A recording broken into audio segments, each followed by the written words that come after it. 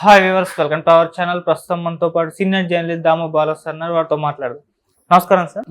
Sir, BRS MLA Malla Reddy గారు ఆ మధ్య కాంగ్రెస్ పార్టీలో చేరబోతున్నట్టు వార్తలు వచ్చాయి. ఈవెన్ రేవంత్ రెడ్డి గారు ఆయన్ని అడ్డుకున్నారు, రాకుండా ఆపారని కూడా అన్నారు. అయితే ఇప్పుడు మల్లారెడ్డి గారు టీడీపీ పార్టీలో జాయిన్ అయిపోతున్నారు.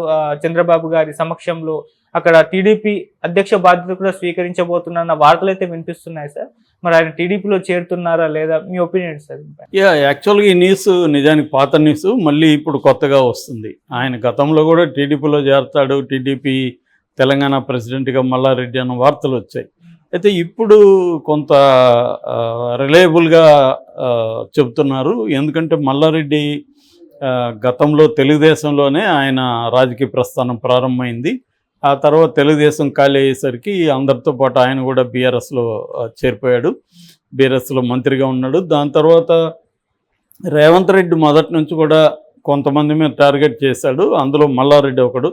మల్లారెడ్డి భూ ఆక్రమణలు అనేక కేసులు ఉన్నాయి ఆయన మీద. రెండోది, ఆయన మీద విపరీతమైన ఆరోపణలు ఉన్నాయి. భూములను ఆక్యుపై చేసుకున్నాడు ఆయన. అలాగే ఆయన కాలేజీల్లో కూడా అనేక అవకతవకలు, మొన్న కూడా గొడవలైనవి చూసాం మనం.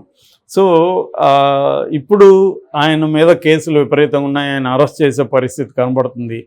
అందుకని ఆయన కాంగ్రెస్లోనే చేరిపోదామని కూడా ట్రై చేశాడు సీరియస్గా. డీకే శివకుమార్ని కూడా కలిశాడు. కానీ రేవంత్ రెడ్డి అలో చేయట్లేదు ఆయన్ని. ఎందుకంటే బద్ధ శత్రువులాగా డీల్ చేసి ఇప్పుడు మళ్ళీ ఆయనకి మనం కండువా కప్పితే బాగుండదని రేవంత్ రెడ్డి మల్లారెడ్డిని మాత్రం అలో చేయకుండా పెట్టుకున్నాడు. మల్లారెడ్డికి ఉన్న ఆప్షన్ ఏంటంటే బీజేపీ వాళ్ళు కూడా మల్లారెడ్డిని రానివ్వలేదు. దాంతో బీజేపీలోకి కూడా వెళ్ళే పరిస్థితి లేదు. సో ఇప్పుడు ఆయనకి ఒక ఆల్టర్నేటివ్ కనపడింది చంద్రబాబు.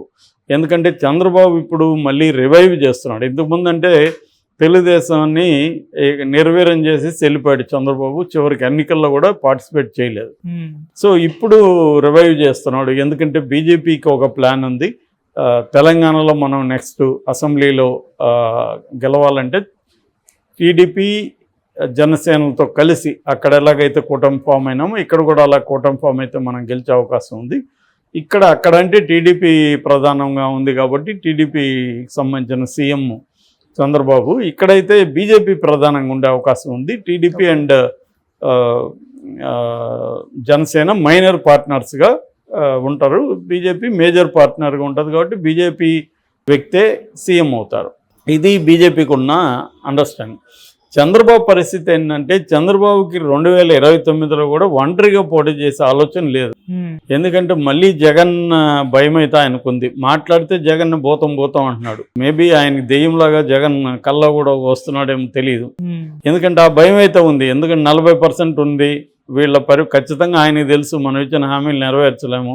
అభివృద్ధి కూడా అంత ఈజీగా ఏమీ ఇంత ముందులాగా బ్లఫ్ చేయడానికి కుదరదు. ఇంత జరిగితే అంత చూపించడానికి ఇవాళ సోషల్ మీడియాలు ఇవన్నీ వచ్చేసాయి.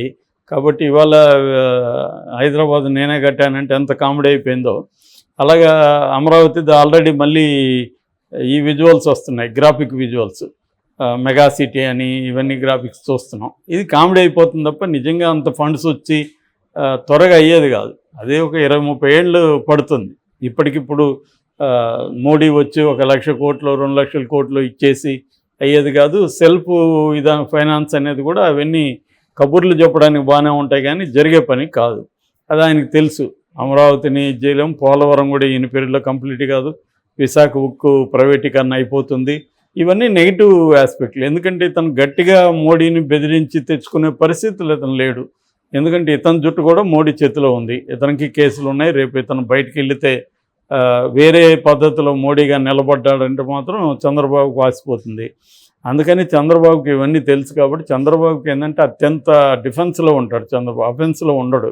ఇప్పుడు కూడా ఆయన నేచర్ అఫెన్సివ్ కాదు, డిఫెన్సివే.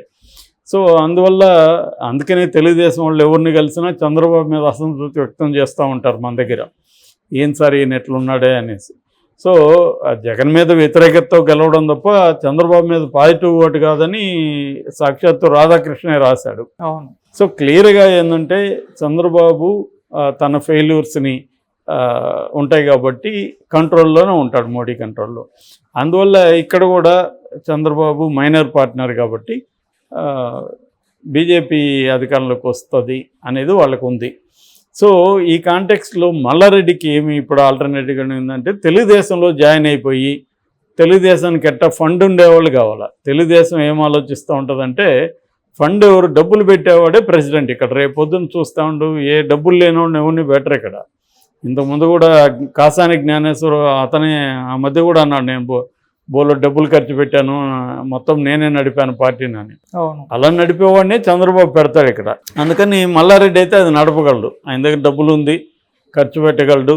రేపు పొద్దున్న ప్రెసిడెంట్ అయ్యాడు అనుకో, అప్పుడు చచ్చినట్టు బీజేపీ వాళ్ళు ఆయన్ని తెలుగుదేశం ప్రెసిడెంట్ హోదాలో ఆయనతో డీల్ చేయాలి. రెండోది, చంద్రబాబు ఒకప్పుడు శిష్యుడు ఇప్పుడు మిత్రుడు అయిన రేవంత్ రెడ్డి ప్రతీకారం తీర్చుకోడు.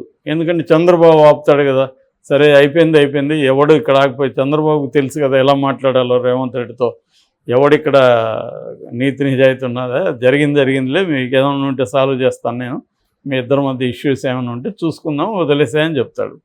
సో అలాగా రేవంత్ రెడ్డి కూడా చంద్రబాబుకి యాంటీగా ఇక్కడ ఏదో స్టెప్స్ తీసుకునే పరిస్థితి ఏం లేదు. కాబట్టి ఇవన్నీ ఆలోచించినప్పుడు ఖచ్చితంగా మల్లారెడ్డికి ఒక మంచి ఛాన్స్ అయితే ఉంది ఇక్కడ. సో ఇవన్నీ ఏంటంటే మనకి, నేను చాలాసార్లు చెప్పాను, పొలిటికల్ లీడర్స్ ఎలా ఉంటారంటే ప్రతిపక్షాల మీద ఏదో బ్రహ్మాండం బద్దలైపోతుంది అన్నట్టుగా బిల్డప్లు ఇస్తారు, ఫైనల్గా ఏమీ తెగదు. ఇవన్నీ ఎందుకు ఇస్తారంటే వాళ్ళని కంట్రోల్ చేసి తమ కంట్రోల్లో పెట్టుకోవడానికి. ఈ ఇప్పుడు పెట్టిన ఫోన్ ట్యాపింగ్ కానీ కాళేశ్వరం కానీ ఇవేవి జరగవు, ఏవి ఒక లాజికల్ ఎండ్కి తీసుకెళ్లరు. ఎందుకంటే అందరూ దొంగలే, ఒక దొంగ వచ్చినప్పుడు ఇంకొంత మిగతా దొంగల్ని తమ కంట్రోల్లో పెట్టుకోవాలి. ఇది తప్ప వీళ్ళకేమి ప్రజాస్వామ్యమో అవినీతికి వ్యతిరేకంగా పోరాడాలనో ఎవరికేమి ఉండదు. ఎందుకంటే వీళ్ళు అవినీతి చేయకుండా ఉంటే కదా వీళ్ళు ఇంకొక అవినీతికి వ్యతిరేకంగా పోరాడాలి. ఎప్పుడైనా ఒక అవినీతికి వ్యతిరేకంగా పోరాడేవాడు వీడు అవినీతి చేయకూడదు, వీడు అన్ని విషయాల్లో కరెక్ట్గా ఉండాలి. అది లేనప్పుడు ఇతనేం పోరాడతాడు.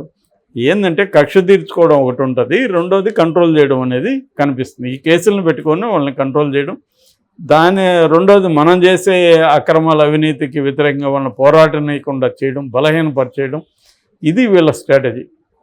సో అందువల్ల వీళ్ళకి ఇటువంటి వాళ్ళకి ఏం కాదు, మహా అంటే ఖర్చు అవుతుంది. అందుకని ఇప్పుడు ఎందుకు విపరీతంగా డబ్బులు సంపాదిస్తున్నారంటే రేపు క్రైసిస్ వస్తే ఖర్చు పెట్టాలి. 500 కోట్లు 1000 కోట్లు పడేస్తే 5 కోట్లకు పడినోడు 50 కోట్లకు పడవచ్చు, 500 కోట్లకు పడవచ్చు.